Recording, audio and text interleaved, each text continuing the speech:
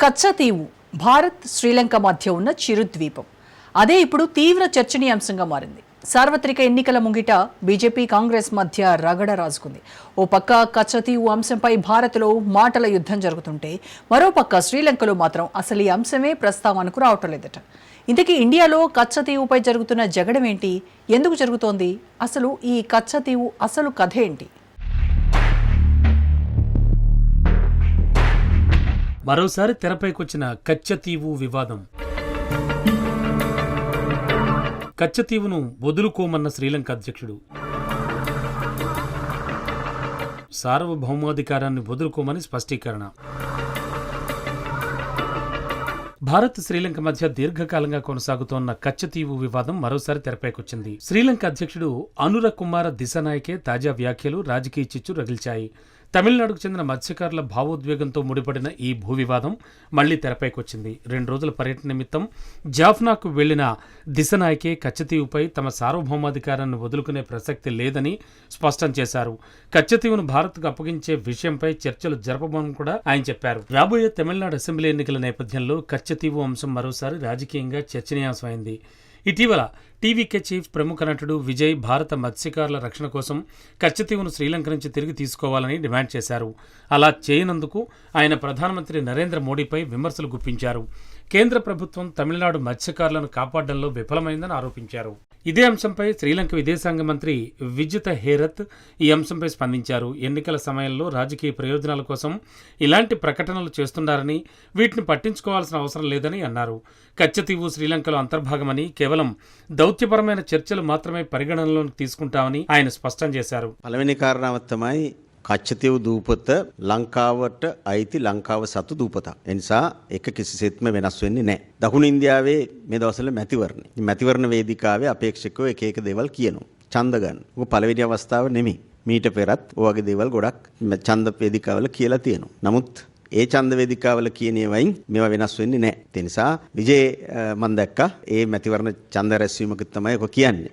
ඒක එච්චර අදාළ කරගන්න ඕනේ නැහැ. මධ්‍යම ආණ්ඩුව හරි රාජතාන්ත්‍රිකව හරි එහෙම කිසිදු වෙනස්කමක් සිද්ධ වෙලා නැහැ. නිසා එදත් අදත් හෙටත් కచ్చతీవు దూపత శ్రీలంకాව సతు. భారత్ శ్రీలంక నడుమ ఉన్న చిరుద్వీపమే కచ్చతీవు. తమిళనాడులోని రామేశ్వరానికి 10 నాటికల్ మైళ్లు, శ్రీలంకలోని జాఫ్నాకు 10.5 నాటికల్ మైళ్ల దూరంలో పాక్ జలసంధిలో ఉంది. దీని పొడవు సుమారు 1.7 కిలోమీటర్లు, వెడల్పు 300 మీటర్లు. ఎవరూ నివాసం ఉండరు. ఇక్కడ సెయింట్ ఆంథోనీ అనే ప్రార్థనా మందిరం ఉంది. ఇక్కడ ఏటా జరిగే ఉత్సవాల్లో తమిళనాడు వాసులు పాల్గొంటూ ఉంటారు. ఈ దీవి చుట్టుపక్కల జలాల్లో మత్స్య సంపద ఎక్కువ. దీంతో తమిళ మత్స్యకారులు ఇక్కడ వేట ఎక్కువగా సాగిస్తుంటారు. శ్రీలంక అసమ్మతిని పరిష్కరించడానికి, సంబంధాలను బలోపేతం చేయడానికి ఇందిరాగాంధీ నేతృత్వంలోని ప్రభుత్వం 1974లో ఇండో శ్రీలంక మ్యారిటైమ్ ఒప్పందం ప్రకారం దీన్ని శ్రీలంకకు అప్పగించింది. ఆ సమయంలో జనావాసాలు లేని 1.6 కిలోమీటర్ల పొడవు, 300 మీటర్ల వెడల్పు ఉన్న ఈ భూభాగం ప్రస్తుతం వ్యూహాత్మక ప్రాంతంగా మారింది. 1974లో నాటి ప్రధాని ఇందిరాగాంధీ, శ్రీలంక అధ్యక్షురాలు సిరిమావో బండారు నాయకేల మధ్య కుదిరిన ఒప్పందంలో భాగంగా ఈ దీవిపై భారత్ హక్కులను వదులుకుంది. కచ్చతీవును శ్రీలంకకు అప్పగించినా ఎప్పట్లాగే దాన్ని తమిళనాడు జాలర్లు వాడుకోవచ్చని, ఆంథోనీ చర్చి వేడుకలను నిర్వహించుకోవచ్చని 1974 నాటి ఒప్పందంలో ఉంది. అయితే నానాటికి శ్రీలంకలో చైనా ప్రభావం పెరుగుతోన్న నేపథ్యంలో ఇది కీలకంగా మారింది. 1974లో తమిళనాడులో కరుణానిధి నేతృత్వంలో డీఎంకే అధికారంలో ఉంది. అయితే ఆ ఒప్పందంలో కాంగ్రెస్ తమ అభిప్రాయాలను పరిగణనలోకి తీసుకోలేదని వాదిస్తోంది. అయితే ఈ 2 పార్టీలు గత కొన్ని దశాబ్దాలుగా మిత్ర పార్టీలుగా ఉన్నాయి. ప్రస్తుతం తమిళనాడు ఎన్నికల్లో కూడా ఇండియా కూటమి తరపున ఈ 2 పార్టీలు పొత్తులో ఉన్నాయి.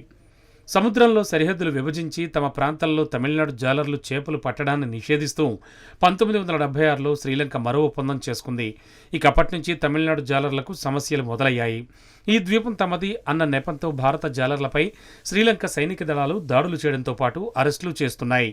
ఒప్పందం ప్రకారం భారత మత్స్యకారులకు ప్రవేశం ఉన్నప్పటికీ శ్రీలంక ఖాతరు చేయడం లేదు. లక్షల విలువైన పడవలను ధ్వంసం చేయడం వంటి దుందుడుకు చర్యలకు పాల్పడుతోంది. అయితే 1983 నుంచి 2009 మధ్య శ్రీలంకలో తమిళులు, సింహళీయుల మధ్య జరిగిన అంతర్యుద్ధం కారణంగా ఈ దీవి అంశం మరుగున పడిపోయింది. 2009లో ఎప్పుడైతే ఎల్టీటీయూతో యుద్ధం ముగిసిందో నాటి నుంచి ఈ ప్రాంతం వద్ద నౌకాదళాన్ని లంక మోహరించింది. నాటి నుంచి దీవి వద్దకొచ్చే భారత జాలర్లను అరెస్ట్ చేస్తూ వస్తోంది. దీంతో ఈ దీవిని భారత్ తిరిగి స్వాధీనం చేసుకోవాలన్న డిమాండ్లు తమిళనాడు ప్రజల నుంచి వస్తున్నాయి. తమిళనాడుకు చెందిన మత్స్యకారులు చేపల వేటకు వెళ్ళినప్పుడల్లా లంక నేవీ వీరిని అరెస్ట్ చేయడం ఇటీవల పరిపాటిగా మారిపోయింది. ఈ ద్వీప పరిసర ప్రాంతాలకు వెళ్లగానే లంక అధికారులు అరెస్ట్ చేస్తున్నారు. 2023లో శ్రీలంక నావికాదళం 243 మంది మత్స్యకారులను అరెస్ట్ చేసి 37 బోట్లను సీజ్ చేసింది. కొన్ని రోజుల్లోనే 6 ఘటనల్లో 88 మంది మత్స్యకారులను అరెస్ట్ చేసి 12 పడవల్ని పట్టుకున్నారు. 2011లో నాటి తమిళనాడు సీఎం జయలలిత ఈ అంశంపై అసెంబ్లీలో తీర్మానం చేయడంతో పాటు సుప్రీంకోర్టులో పిటిషన్ వేశారు. రాజ్యాంగ సవరణ చేయకుండా ఈ దీవిని లంకకు అప్పగించడం చెల్లదని వాదించారు. 2006లో నాటి డీఎంకే అధినేత కరుణానిధి ఈ అంశంపై నాటి ప్రధాని మన్మోహన్ కు లేఖ రాశారు. 2023లో తమిళనాడు ప్రస్తుత సీఎం కరుణానిధి కుమారుడు స్టాలిన్ సైతం ప్రధాని మోడీకి మరో లేఖ రాశారు. భారత పర్యటనకు వస్తోన్న లంక ప్రధాని విక్రమ్ సింఘేతో ఈ అంశాన్ని చర్చించాలని కోరారు. అయితే కేంద్రం వాదన మాత్రం భిన్నంగా ఉంది. ఈ దీవిపై విచారణ కొనసాగుతోందని, భారత భూభాగాన్ని లేదా దానిపై సార్వభౌమాధికారాన్ని ఎక్కడా తాము వదులుకోలేదని చెబుతోంది. ఈ అంశం ప్రస్తుతం బీజేపీ వర్సెస్ డీఎంకేగా మారింది. ప్రధాని చెప్పడానికి ఎలాంటి విజయాలు లేవని, కేవలం అబద్ధాలను మాత్రమే ప్రచారం చేస్తున్నారని డీఎంకే పార్టీ సీనియర్ నేత ఆర్ఎస్ భారతి మండిపడ్డారు. ప్రధాని మోడీకి కచ్చతీవుపై అంత ఆసక్తి ఉంటే 10 ఏళ్ల కాలంలో ఆ ద్వీపాన్ని ఎందుకు తిరిగి స్వాధీనం చేసుకోలేదని ప్రశ్నించారు. స్నేహపూర్వక సంబరాల్లో భాగంగానే భారత్ ఈ ద్వీపాన్ని శ్రీలంకకి ఇచ్చిందని కాంగ్రెస్ చీఫ్ మల్లికార్జున ఖర్గే అన్నారు. బంగ్లాదేశ్తో మోడీ ప్రభుత్వం చేసుకున్న సరిహద్దు ఒప్పందాన్ని ఈ సందర్భంగా ప్రస్తావించారు.